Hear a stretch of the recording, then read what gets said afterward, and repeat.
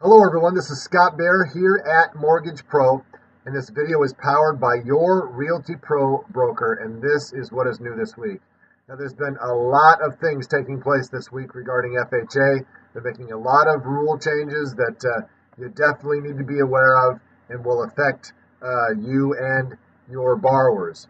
Now last week I gave you a video regarding the increase in mortgage insurance premiums on FHA purchases. All that information is accurate. Please go back last week and listen to that video. But they did change the effective date. It's not going to be April 1st on or after. It will be April 9th on or after. They're giving us a little bit more than a week extension on that time, probably to enable us to update our systems a little bit more readily. The other two things that have changed in this past week, they're going to be changing the mortgage insurance premiums. They're actually going to be lowering them for streamlined FHA refinancing.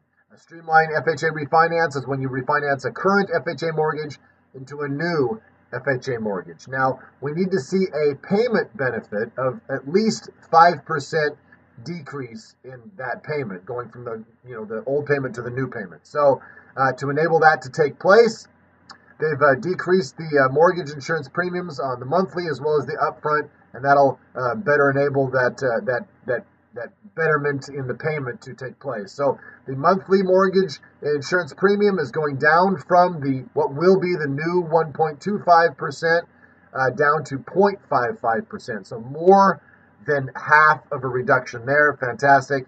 And the upfront mortgage insurance premium, which it will be 1 3/4, that will be going down to 0.01%. So literally almost nothing.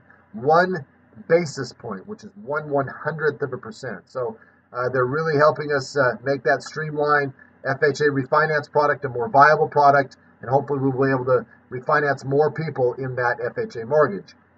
Now the third point, very important, FHA is changing the way that they are looking at collections.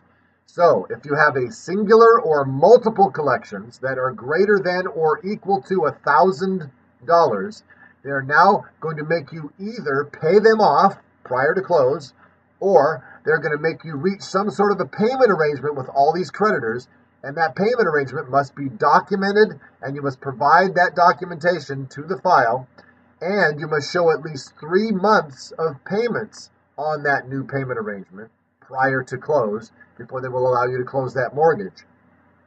So that'll be a little bit constraining. Now, mind you, this also includes, from what I understand, medical collections. That can be very burdensome on some, so make sure you're aware of this, and you get these case numbers pulled for this particular rule, prior to the 1st of April.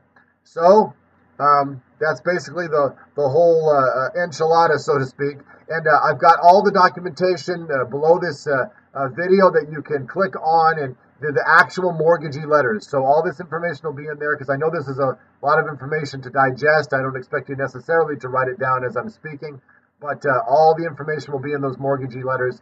So please refer to those, and then you can take down the information and get it exact. Make sure that you're accurate on all accounts, so to speak. So we will talk to you soon. Have a fantastic weekend. Don't forget, you can't afford to use anybody but a professional in this industry, especially during these times. So go with a pro, Realty Pro. We'll talk to you soon. Have a fantastic weekend. Bye-bye.